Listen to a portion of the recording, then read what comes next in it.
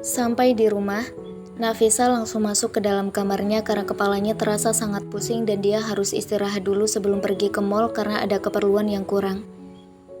Nafisa meletakkan barang-barangnya di atas nakas dan langsung membaringkan badannya ke atas kasur. Rasanya sangat aneh saat dia sakit kepala seperti sekarang. Dulu sebelum menikah dengan Adnan dan tinggal berpisah dari orang tuanya, setiap ada rasa sakit yang dia rasakan, dia akan merengek ke Umi dan tidur di pangkuan Umi. Tapi sekarang, dia sudah tidak bisa melakukan itu lagi, karena statusnya yang berbeda, dan akan terlihat aneh saja dengan status istri dia masih merengek ke orang tua karena merasakan sedikit sakit. Tok tok tok, suara ketokan pintu kamar Nafisa dan tidak lama Bi Ami masuk. "Ini non, Bibi bawakan teh hangat," kata Bi Ami dan meletakkan secangkir teh hangat di atas nakas. "Makasih Bi," ucap Nafisa dan mengubah posisinya menjadi duduk. "Non mau minum obat sakit kepala? Biar Bibi ambilkan?" tanya Bi Ami. "Enggak Bi, ini cuma sakit sebentar aja," jawab Nafisa. "Ya sudah non, kalau gitu Bibi ke dapur dulu mau beres-beres. Nanti kalau perlu apa-apa, non panggil Bibi saja dengan keras atau telepon," kata Bi Ami dan Nafisa menganggukkan kepalanya. "Sekali lagi terima kasih Bi," ucap Nafisa dan setelah itu Bi Ami keluar dari dalam kamar Nafisa. Nafisa meminum teh hangat itu sedikit dan melepas himar serta ikat rambut yang dia gunakan. Setelah itu membaringkan tubuhnya kembali. Baru saja Nafisa ingin menutup kedua matanya, tiba-tiba saja HP-nya berbunyi, dan Nafisa dengan cepat menyambar tas selempang yang tadi dia gunakan. Nafisa mengambil HP-nya dari dalam tas itu dan ternyata Adnan yang menelponnya dengan panggilan video. Nafisa menutupi kamera HP-nya dan menekan tombol hijau. "Assalamualaikum Mas," salam Nafisa dengan tangan yang masih menutupi kamera depan HP-nya sehingga terlihat gelap di layar Adnan. "Waalaikumsalam sayang," jawab salam dari Adnan. "Kenapa kameranya ditutup? Aku mau lihat wajah kamu," tanya Adnan. "Mas sedang di mana? Aku nggak pakai hijab," tanya Nafisa balik. "Mas lagi sendiri di kamar," jawab Adnan dan Nafisa mulai menjauhkan tangannya yang menutupi kamera. Nafisa kembali mengubah posisinya untuk duduk biar lebih enak. "Mas kenapa nelpon aku?" tanya Nafisa dengan menatap layar HP yang memperlihatkan wajah Adnan. "Emangnya nggak boleh Mas nelpon istri Mas sendiri? Mas kangen sama kamu padahal baru sehari kita nggak ketemu," kata Adnan dari seberang sana. "Kamu sedang apa?" tanya Adnan. "Aku lagi di dalam kamar, baru pulang belanja bulanan dan beli keperluan Aira," jawab Nafisa. "Mas nggak turun ke bawah? Kan hari ini pernikahannya?" tanya Nafisa. "Mas tadi sudah turun sebentar," jawab Adnan. "Nafisa, Mas mau memberitahu kamu sesuatu," kata Adnan. "Apa Mas?" tanya Nafisa penasaran.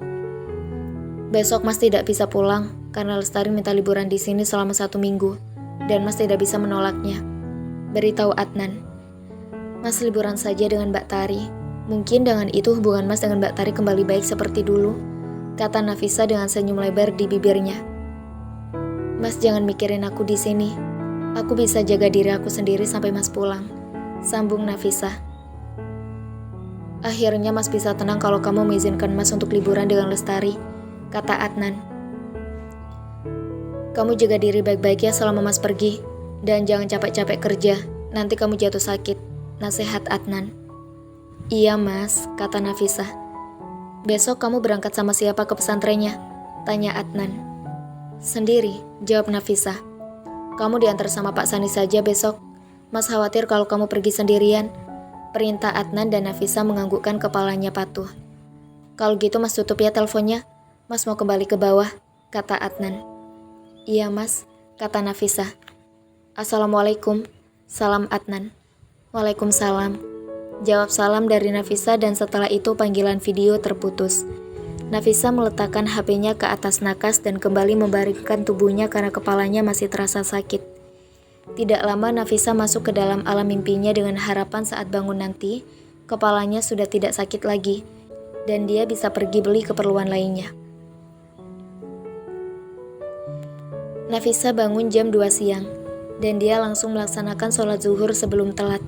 Nafisa memutuskan untuk berangkat siang ini saja ke mallnya biar nanti malam dia bisa istirahat. Dan alhamdulillah kepalanya sudah tidak sesakit tadi. Nafisa pergi ke mall diantar oleh Pak Sani karena dia sangat malas bawa mobil sendiri. Apalagi di saat kepalanya masih terasa sakit. Tapi sebelum berangkat, Nafisa makan siang dulu karena Bi Ami sudah memasak dan sayang makanannya kalau tidak dimakan. Sampai di mall, Nafisa langsung saja menuju toko yang menjual bermacam produk perawat wajah dan Nafisa mencarikan pelembab wajah Humaira yang bagus untuk anak kecil dan juga pelembab bibir biar wajah dan bibirnya tidak kering. Nafisa juga beli produk skincare-nya yang sudah habis. Dan produk perawatan kulit badannya seperti scrub badan dan wajah, hand body, dan juga toner khusus badan agar debu-debu terangkat bersih. Selesai membeli produk perawatan diri, Nafisa pergi ke toko pakaian anak dan mencarikan gamis berwarna hitam dan putih yang diminta oleh Humaira. Nafisa juga membelikan pakaian dalam, 4 legging panjang hitam, 5 pasang kaos kaki, sandal, dan 3 lembar piyama buat tidur yang panjang. Setelah itu, Nafisa pergi ke Miniso untuk mencari botol-botol plastik buat memasukkan sabun. Karena kata Humaira, sabunnya sering tumpah karena tidak dimasukkan ke dalam botol. Dan sekarang Nafisa sedang mencarikan botol-botolnya. Dan Nafisa juga mencari pouch besar serta keranjang buat Humaira. Semua barang yang dia perlukan sudah dibeli. Dan Nafisa memutuskan langsung pulang saja. Karena dia harus menyiapkan barang-barang yang akan dibawa. Nafisa juga harus mencuci pakaian baru yang dia beli buat Humaira biar nanti bisa langsung dipakai. Nafisa sampai di rumah langsung mandi dan melaksanakan sholat asar karena sudah menunjukkan pukul 5 sore. Nafisa tadarus Al-Quran selagi menunggu azan maghrib, karena waktunya tinggal sebentar lagi. Dan setelah sholat maghrib, baru dia menyiapkan barang-barang yang akan dibawa besok. Selesai sholat maghrib, Nafisa langsung turun ke lantai 1 dengan membawa belanjaannya di mall tadi. Tapi sebelumnya, dia mengeluarkan barang pribadi miliknya di kamar. Sampai di dapur, ternyata Bi Ami sedang masak makan malam. Nafisa memang jarang masak kalau Mas Adnan sedang pergi keluar kota. "Mau ngapain, Non?" tanya Bi Ami ke Nafisa yang mengeluarkan botol-botol plastik yang tadi dia beli ke atas meja bar. "Mau cuci botol-botol ini, Bi," kata Aira. Sabun dia sering tumpah, dan dia minta masukkan sabun-sabunnya ke dalam botol plastik saja biar tidak tumpah-tumpah lagi. Jawab Nafisa. "Mesin cuci kosong kan, Bi?" tanya Nafisa karena dia ingin memasukkan pakaian yang baru dia beli buat Humaira ke dalam mesin cuci biar bisa langsung dipakai dan memang itu sudah menjadi kebiasaan Nafisa untuk mencuci pakaian yang baru sebelum digunakan karena takutnya ada bahan-bahan dari pakaian yang membuat iritasi dan kita tidak tahu sudah berapa orang yang mencoba pakaian yang kita beli. "Kosong, Non," jawab Bi Ami.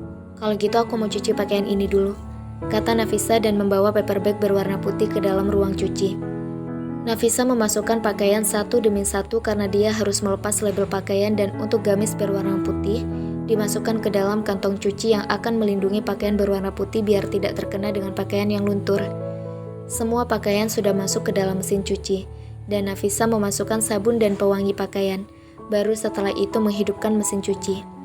Nafisa mengatur mesin cuci agar pakaian di dalam bisa langsung kering karena besok jam 9 dia akan berangkat. Jadi dia tidak mungkin menunggu pakaiannya dijemur dulu. Setelah itu Nafisa kembali ke dapur dan mencuci botol-botol plastik itu, biar dia bisa memasukkan sabun-sabun ke dalam botol itu. Nafisa mengeringkan botol-botol itu menggunakan tisu kering dan setelah itu pergi ke ruang penyimpanan barang belanjaan untuk mengambil sabun-sabunan dan keperluan Humaira yang dia sudah beli tadi. Nafisa memasukkan sabun mandi ke dalam 2 botol biar nanti satunya bisa dia simpan dulu sebagai cadangan kalau sabun yang satunya habis. Nafisa juga memasukkan sabun cuci pakaian yang cair biar lebih mudah buat Humaira mencuci pakaiannya ke dalam 2 botol. Untuk pewangi pakaian Nafisa masukkan ke dalam 3 botol karena pewangi pakaian harus digunakan lebih banyak dari sabun cuci. Nafisa memberikan label di setiap botol agar Humaira tidak salah menggunakannya dan biar lebih gampang membedakan botol-botolnya. Nafisa memasukkan ke dalam paper bag coklat itu lagi bersama dengan keranjang kecil buat menyusun botol-botol sabun di kamar. Nafisa juga memasukkan pouch yang berisi sabun cuci muka,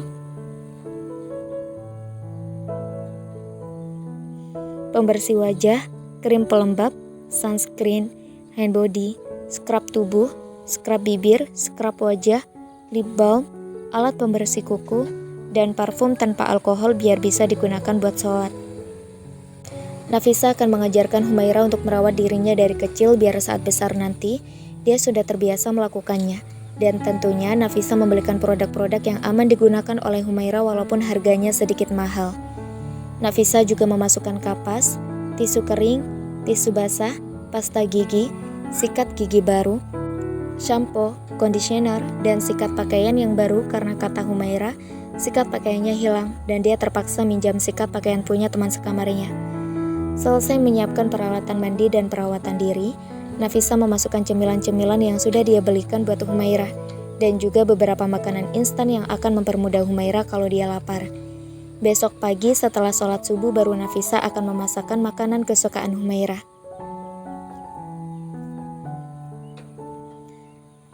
"Non, makan dulu," kata Bi Ami yang sudah selesai memasak makanan buat Nafisa makan malam.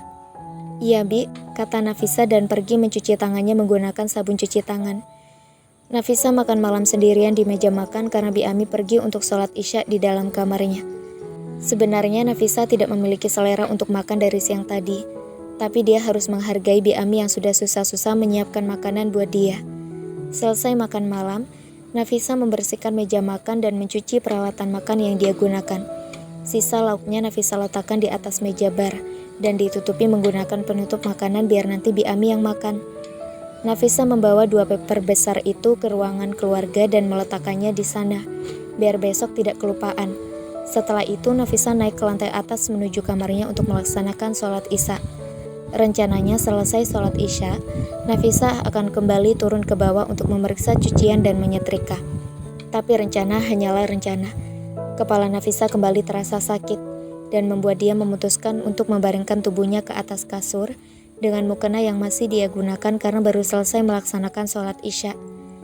Nafisa yang sedang menahan rasa sakit di kepalanya malah ketiduran karena matanya terasa sangat berat, dan dengan tidur Nafisa tidak akan merasakan sakit di kepalanya untuk sementara waktu.